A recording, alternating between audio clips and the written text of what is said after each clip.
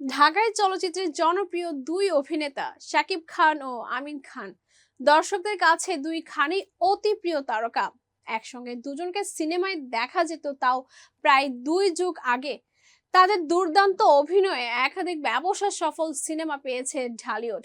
এরপর বহু বছর রূপালী পর্দায় আর একসঙ্গে দেখা যায়নি এই দুই ড্যাশিং হিরোকে।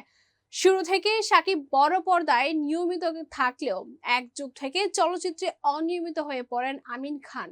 দিনে দিনে শাকিব খান নিজেকে অনন্য উচ্চতায় নিয়ে গেলেও আমিন খানকে আর সেভাবে পাওয়া যায়নি। তবে সামাজিক যোগাযোগ মাধ্যমে সিনেমা প্রেমীরা প্রায়ই আমিন খানকে বড় পর্দায় দেখার আগ্রহ জানিয়ে লেখালেখি করেন। কাল ভেদে দু একটি টিভিসিতে তার উপস্থিতি দর্শকদের নজর কাড়ে।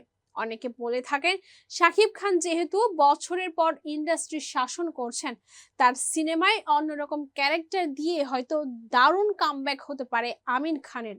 এমনকি শাকিবের আসন্ন সিনেমায় মারকুটে ভিলেন হিসেবেও আমিন খানকে দেখতে চান অনেকে।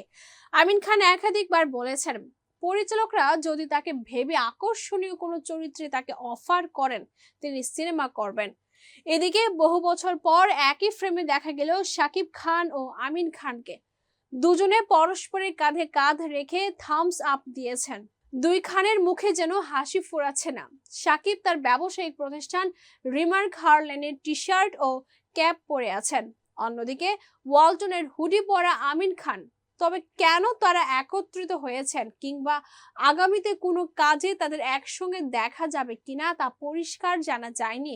একসঙ্গে শাকিব খান ও আমিন খান অভিনীত সিনেমাগুলোর মধ্যে রয়েছে হীরাচুন্নি পান্না, উত্তেজিত, হিম্মত, গরম খবর, 7 খুন মাফ, পিতার আসর, ফুল নেব না অশ্রু নেব, সমাধি।